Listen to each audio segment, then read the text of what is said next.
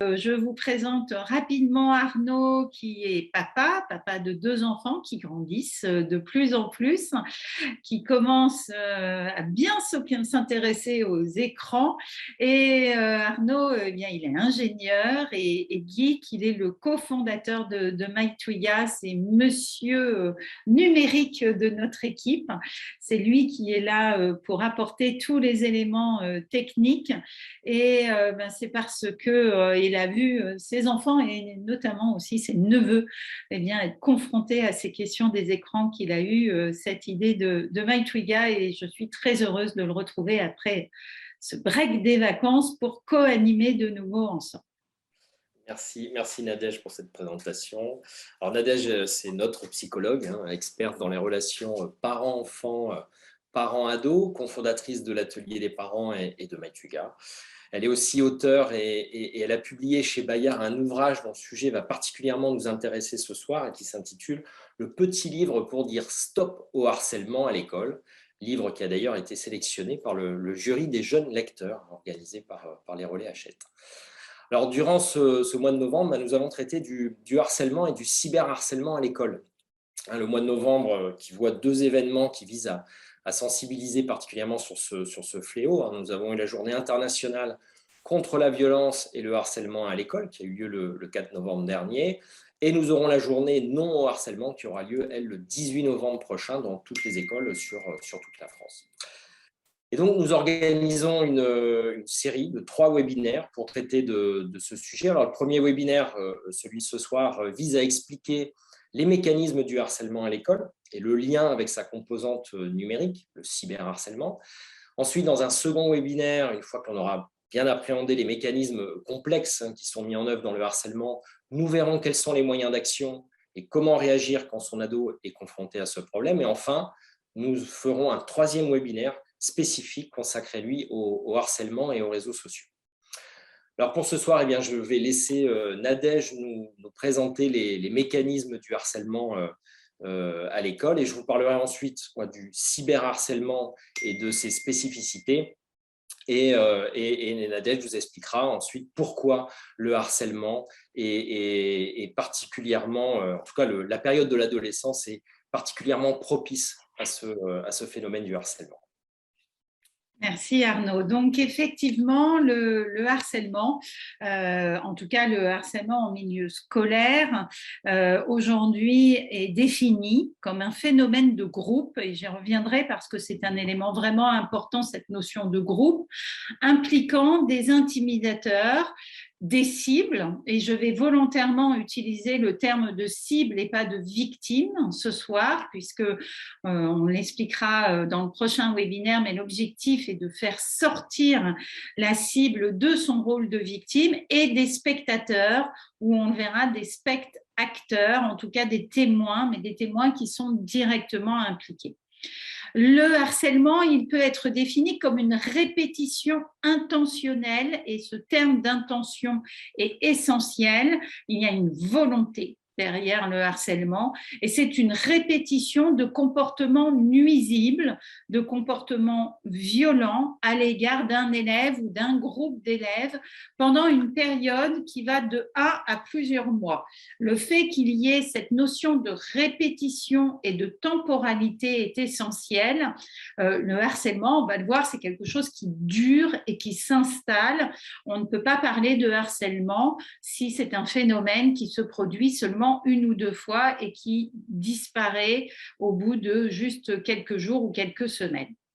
Le harcèlement, en réalité, nous savons aujourd'hui que ce n'est pas un phénomène récent. Il existe en réalité depuis extrêmement longtemps dans toutes les sociétés, les cultures et les époques. Nous avons des témoignages de harcèlement, de phénomènes d'harcèlement d'un groupe vis-à-vis d'un autre groupe d'enfants, dans les cas dans la Grèce ou la Rome antique, en Europe médiévale, dans les temps modernes, moderne. C'est vraiment un phénomène qui est observé parce que c'est un phénomène, nous le verrons, de dysfonctionnement social. Et ce phénomène, eh bien, il existe. Mais il a particulièrement été étudié et particulièrement été analysé depuis les années 70 en Europe et aux États-Unis. Les premières études construites et je dirais intéressantes nous viennent des pays scandinaves avec bien tous les travaux de ce professeur Dan Olfeus qui est norvégien ou suédois, j'ai un doute, et qui eh bien, a été le premier en Europe, en tout cas, à théoriser cette notion du harcèlement. En France, les choses ont été plus lentes, plus compliquées à mettre en place. Il y avait une sorte d'abord d'indifférence et puis après peut-être de fatalisme vis-à-vis du harcèlement. Donc, c'est un sujet qui a mis beaucoup de temps à être pris en compte. La première journée contre le harcèlement, c'est 2015. Alors, c'est quand même déjà quelques années, mais c'est vrai que c'est un sujet qui a nécessité du temps et malheureusement un grand nombre de drames avant que les choses soient vraiment prises dans leur ampleur. Alors, le harcèlement, je vais vous proposer de partir sur cette définition. Le harcèlement, eh bien, c'est trois éléments qui vont être pris ensemble. Le premier élément, c'est la notion de violence. Je reviendrai dessus, je reviendrai sur la différence entre violence et agressivité, qui sont très différentes. La violence, c'est un rapport de force, c'est l'utilisation d'une force, d'une agressivité, d'une position de force ou d'une position sociale, on va le dire, pour dominer et utiliser cette force dans un objectif de faire souffrir quelqu'un. Et ça, c'est vraiment un élément important. Dans la violence, il y a cette notion de rapport de force, de domination et d'intentionnalité. On le verra, parfois, il y a des gestes qui sont des gestes agressifs, qui sont des gestes, bien sûr, qui font souffrir, mais qui ne sont pas automatiquement intentionnels, en tout cas qui ne sont pas en plus utilisés dans un rapport de force et de domination.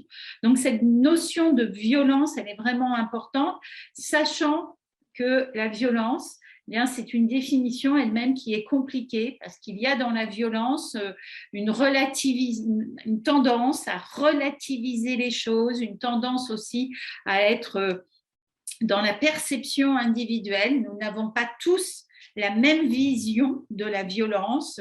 Certains d'entre nous vont trouver des images violentes et d'autres pas du tout.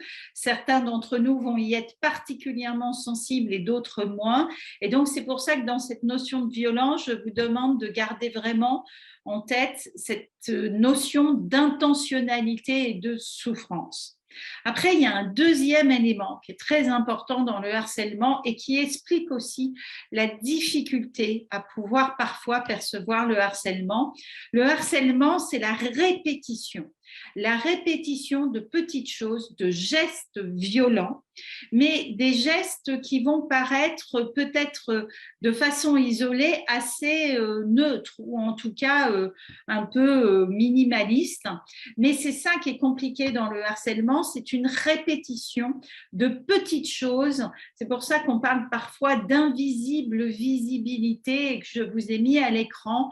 Vous voyez, des images telles que la boulette reçue tous les jours ou l'exclusion du groupe, mais qui est insidieuse. Et j'aime bien utiliser cette image pour parler du harcèlement, cette image de la goutte d'eau qui tombe d'un robinet. Et il se passe la même chose au niveau du harcèlement. Ce sont des petites gouttes d'eau qui tombent. Vous ne savez pas quand elles vont tomber. Vous ne savez pas si ça va s'arrêter et souvent d'ailleurs vous avez l'impression que ça ne va pas s'arrêter. Et si on vous enferme dans une pièce avec ce robinet et cette petite goutte d'eau qui tombe de temps en temps en faisant du bruit et vous êtes sans la possibilité de venir resserrer et d'arrêter ce robinet, eh bien c'est ça qui va vous rendre fou quelque part et qui va rendre le harcèlement aussi compliqué, c'est que la cible ne sait pas quand la goutte d'eau va tomber, elle ne sait pas d'où elle vient et surtout, elle ne sait pas quand elle va s'arrêter. Et c'est ça qui est compliqué, c'est que par contre, ces petites gouttes d'eau mises ensemble créent la souffrance, mais ces petites gouttes d'eau séparées, eh bien, elles paraissent anodines. Et c'est la difficulté, notamment au collège ou au lycée, c'est que ces gestes ne sont pas toujours identifiés. On en reparlera la semaine prochaine. Ils ne sont pas identifiés parce que les professeurs eux-mêmes ne voient qu'une petite goutte d'eau par jour ou parfois aucune. Et c'est l'ensemble de ces gouttes d'eau qu'il faudrait pouvoir voir. Et puis, troisième élément, qui est un élément qui va à la fois parfois expliquer le harcèlement, mais qui va surtout en être la conséquence, c'est que le harcèlement amplifie ou entraîne l'isolement de la cible. Et le harcèlement va vraiment mettre la cible ou les cibles au banc des relations sociales du groupe. Et dans le harcèlement, il y a tous ces gestes qui sont des gestes de souffrance, mais bien sûr que l'isolement est également une source de souffrance importante.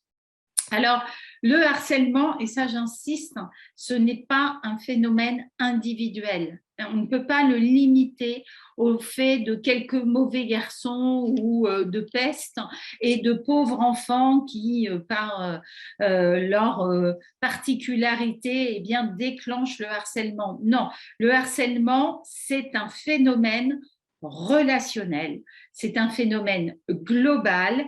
Il est lié au fait que le conformisme devient le mode dominant. Il est lié aussi au fait que ce phénomène global offre à ses acteurs des ressources, offre aux intimidateurs des ressources matérielles, sociales, de prestige. Et il y a vraiment dans le phénomène du harcèlement, on le verra, un phénomène global. Alors d'ailleurs, dans les pays scandinaves qui ont commencé à travailler sur cette question du harcèlement depuis les années 70, le harcèlement est aujourd'hui considéré comme une atteinte à la démocratie. Il est considéré comme une atteinte sociale et il est vraiment pris dans son ampleur comme un dysfonctionnement des relations sociales. Et c'est pour ça que, bien sûr, je peux vous citer les chiffres d'un enfant sur 10 concerné, de 10% de victimes régulières ou de 10% d'agresseurs réguliers. On peut donner ces chiffres par rapport au collège avec une prévalence dans le harcèlement en milieu scolaire des garçons. Mais ce qui est vraiment important à garder en tête, c'est que le harcèlement concerne 100% des élèves. On ne peut pas juste parler de victimes ou d'agresseurs parce que le harcèlement, c'est une relation. C'est une relation entre un harceleur, une cible ou des cibles et un public. Alors pendant très longtemps, ces publics, on les a appelés les neutres. Au début, c'est d'ailleurs comme ça qu'Orpheus les appelait. Et rapidement, il a commencé à utiliser le terme de public. Et aujourd'hui, on utilise le terme de spectateur parce qu'ils sont acteurs du spectacle auquel ils sont confrontés. Alors bien sûr, ce sont des acteurs contre leur gré, ce sont des acteurs captifs des relations mises en place, du rapport de domination mis en place par les harceleurs, mais sans spectacle, il n'y a pas d'intérêt à harceler. Sans public, les harceleurs, à part dans les cas de raquettes, ont peu d'intérêt à continuer le harcèlement. Et d'ailleurs, les études montrent que quand les spectateurs réagissent très rapidement aux situations de harcèlement, celles-ci s'arrêtent assez rapidement également. Mais on le verra, c'est très compliqué pour notamment un ado d'être spectateur d'un phénomène de harcèlement et de pouvoir intervenir. On en reparlera aussi la semaine prochaine. On a tendance à dire mais il faut dénoncer, il faut dire. C'est beaucoup plus complexe que ça. Il faut penser que c'est vraiment un système qu'il faut réussir à arrêter dans le cas du harcèlement, un jeu social. Et bien sûr que c'est compliqué d'aller contre ce jeu social, mais quand même de penser que C'est pour ça que je dis que 100% des élèves sont concernés parce que les phénomènes de harcèlement, même quand on n'en est pas la cible, ont un impact. Et quand on est spectateur ou témoin, on est impacté par le harcèlement. On le voit, il y a des phénomènes de stress, d'angoisse, de culpabilisation, de honte aussi qui peuvent arriver sur les spectateurs et qui vont de toute façon aussi intervenir dans les relations qui se mettent en place. Donc, tout ça pour vous déjà vous donner le contexte global du harcèlement qui, je vous le rappelle, est un phénomène global, un phénomène social. Alors aujourd'hui, pour clarifier les choses, on parle de cinq types de harcèlement. On parle du harcèlement physique, donc quand il y a des coups, des jeux dangereux, des bourrades, des vols d'affaires, ça c'est dès que le physique est impliqué. On parle d'un harcèlement verbal, insultes, moqueries, mots dénigrants. Dans le harcèlement, il peut y avoir ou l'un ou l'autre, ou malheureusement les deux. On différencie aussi aujourd'hui, et c'est bien parce que ça permet de le mettre en exergue, ce qu'on appelle le harcèlement social, c'est-à-dire l'enfant qui est mis de côté, qui est isolé, écarté du groupe. Vous savez, ces enfants qui se retrouvent seuls à déjeuner à la cantine ou seuls volontairement dans la cour de récréation. À différencier aussi du harcèlement sexuel qui peut exister malheureusement en lui-même, mais qui peut parfois être l'amplification du harcèlement physique. Et puis enfin, le cyberharcèlement qui est maintenant une catégorie à part entière dont va nous parler Arnaud et il va nous permettre de mieux comprendre ce qui se passe autour de ce cyberharcèlement. Merci beaucoup Nadège pour ces explications qui doivent parler à beaucoup de monde. Alors, moi je vais vous parler spécifiquement du harcèlement dans le numérique, donc le cyberharcèlement. Alors c'est un phénomène récent, apparu avec les réseaux sociaux et aussi avec le fait que maintenant la vie numérique des adolescents est devenue indissociable de leur vie tout court. Alors avec le recul que nous avons aujourd'hui, dans le numérique on peut distinguer deux types de cyberharcèlement. Alors, ce sont deux cyberharcèlements complètement différents, avec des causes différentes, avec des acteurs différents et donc avec des approches de résolution différentes. Donc, on peut distinguer un cyberharcèlement qui va être le prolongement du harcèlement qui est celui de l'école, et on verra qu'on va y retrouver toutes les caractéristiques qu'a décrites Nadège. Et il y a un cyberharcèlement qui est né avec le numérique et les réseaux sociaux, qui a sa source dans le numérique. On l'a appelé le cyberharcèlement 100% numérique, même si celui-ci a évidemment des conséquences physiques bien réelles. Alors commençons par le cyberharcèlement qui nous intéresse le plus, celui qui prolonge le harcèlement scolaire et qui touche le plus nos ados. Alors ce cyberharcèlement prend sa source dans le cadre de l'école et répond finalement au même mécanisme que Nadège a décrit juste avant. Et aujourd'hui, effectivement, il n'y a aucune raison pour que ce harcèlement ne se prolonge pas naturellement dans la sphère numérique, puisque la vie numérique de nos ados fait partie de leur vie tout court. Donc les causes sont les mêmes que le harcèlement scolaire, mais on peut quand même noter que le numérique a ajouté une source de déclenchement supplémentaire. Certes, le harcèlement scolaire se prolonge dans la vie numérique, mais il peut aussi très bien se déclencher dans la sphère numérique et non plus uniquement dans la cour d'école. D'autant que les possibilités d'humiliation, si je puis dire, sont plus importantes dans le numérique. Il est clair qu'une humiliation à travers une photo ou une vidéo va avoir plus d'impact dans le numérique et surtout sera plus difficilement négociée par l'ado. Parce que des situations humiliantes, ou considérées comme telles, volontaires ou involontaires, nos ados devront en gérer plus d'une.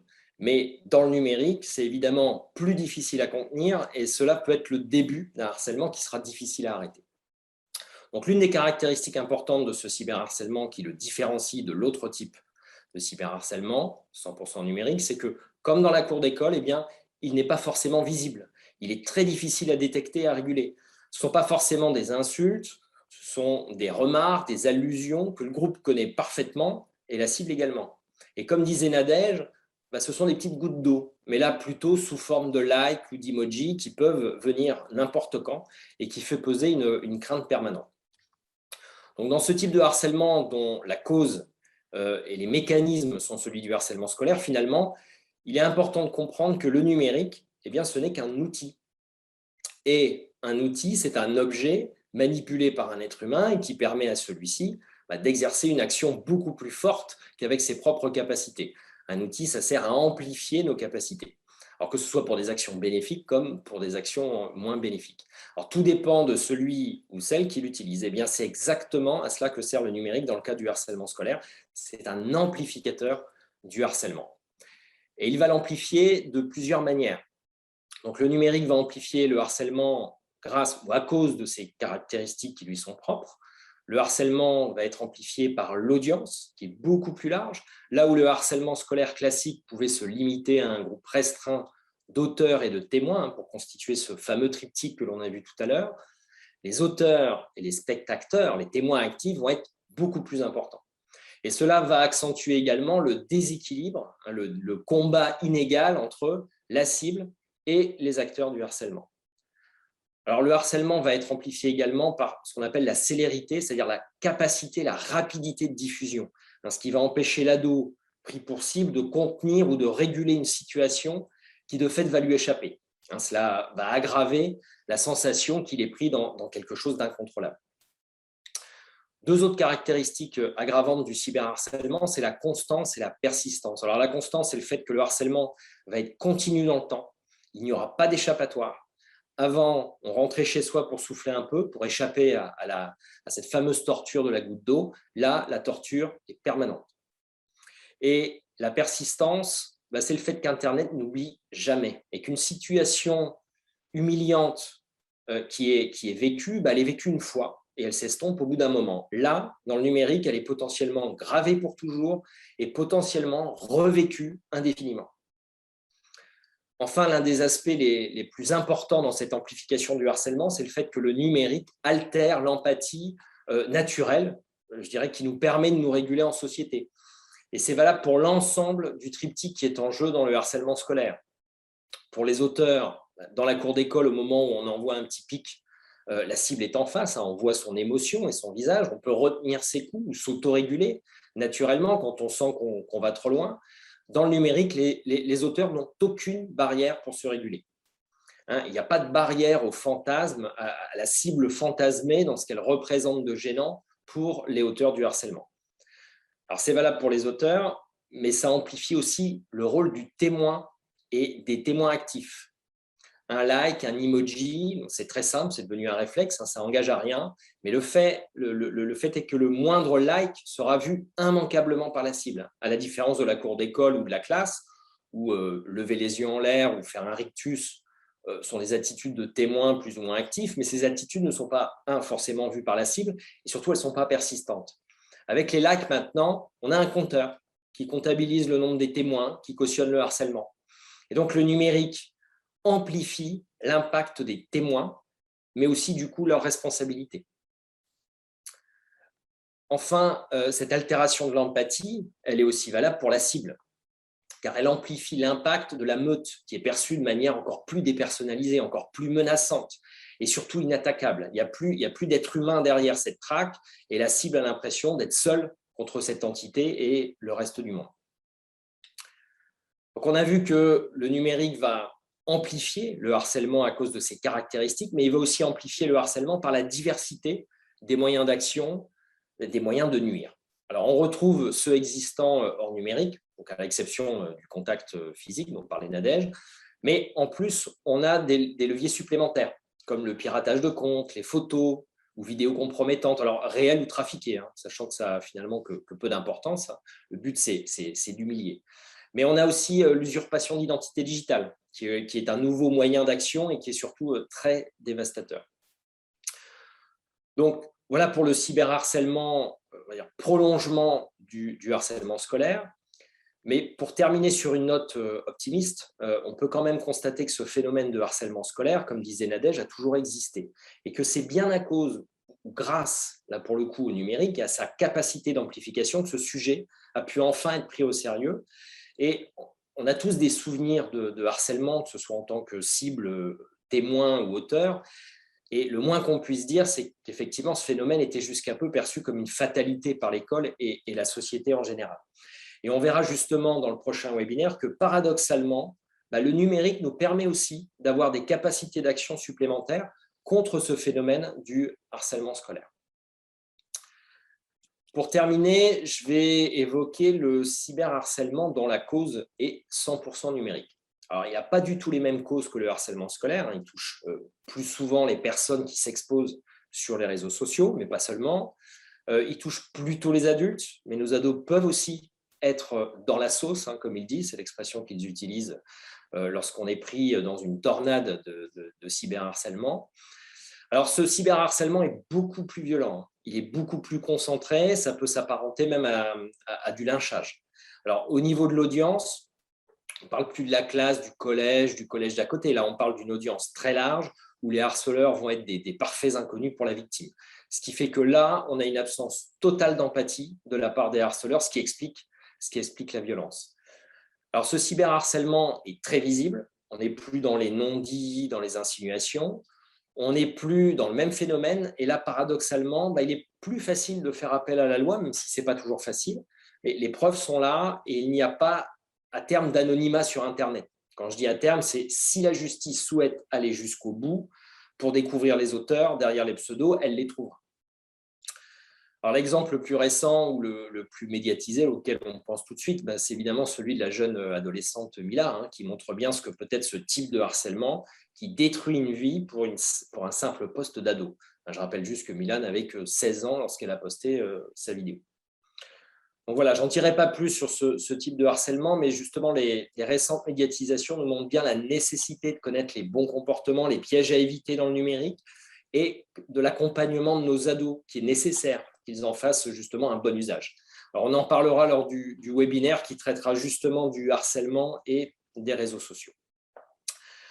Mais alors, pour l'instant, moi, je vais laisser la parole à Nadège, qui va nous expliquer maintenant pourquoi la période de l'adolescence est particulièrement propice au harcèlement, ce qui va nous donner toutes les clés maintenant pour comprendre complètement ce phénomène.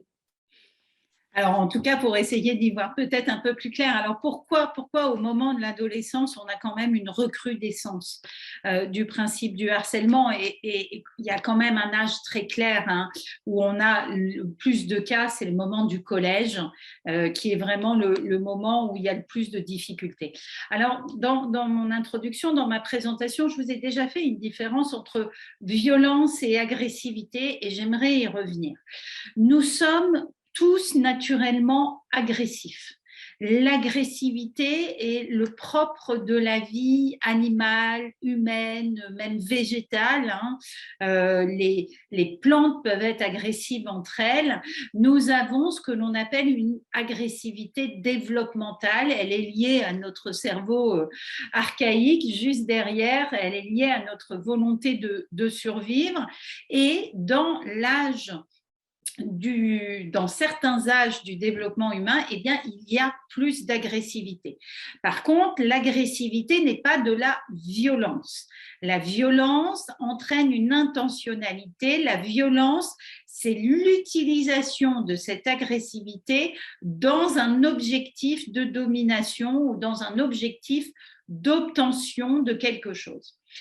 Ça, c'est vraiment important parce que qu'est-ce qui se passe au moment de l'adolescence?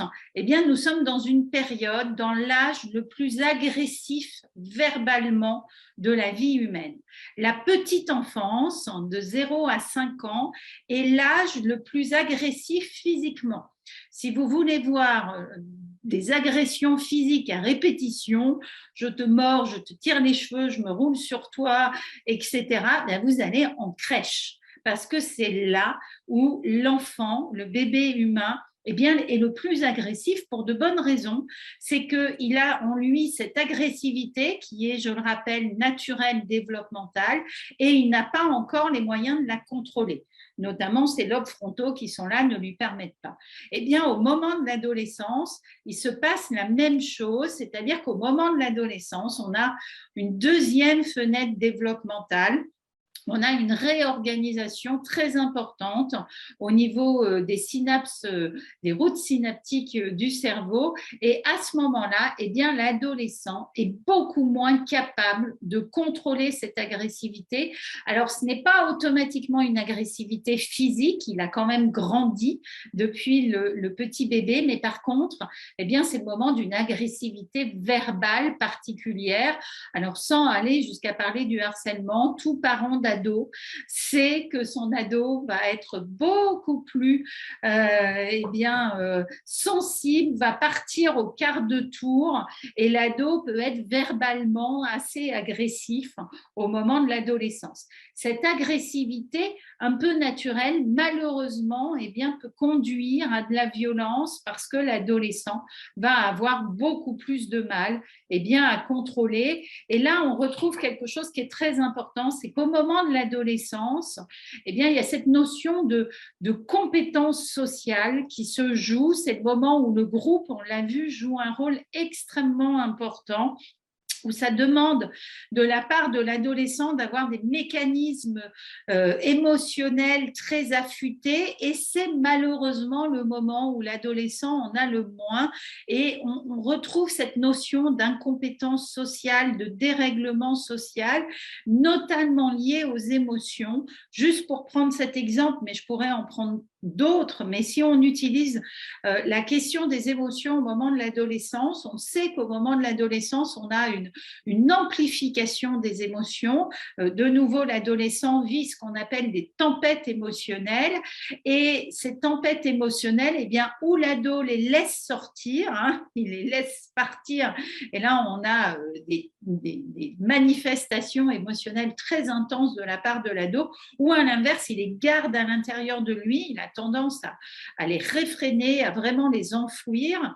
Et on assiste à ces phénomènes émotionnels au moment de l'adolescence, avec des adolescents qui vont soit montrer très clairement leur colère, leur frustration, et ça peut entraîner des phénomènes, ou soit qu'ils vont les garder. Et j'aimerais quand même rappeler ce chiffre qui est quand même assez terrible, mais un ado sur 10 victimes de harcèlement, seulement un ado sur 10 parle et dit ce qui lui arrive. Ça veut dire que 9 d'entre eux sur 10 cachent ce qu'ils sont en train de vivre et gardent à l'intérieur d'eux leurs émotions. Alors elles ressortent, on verra la semaine prochaine, elles ressortent d'autres façons, mais c'est quand même un élément. Et ce décodeur à émotions qui ne fonctionne pas très bien au moment de l'adolescence, il a beaucoup d'implications dans ce phénomène du harcèlement, parce que soit les intimidateurs vont eux-mêmes très mal contrôler leurs émotions, les cibles,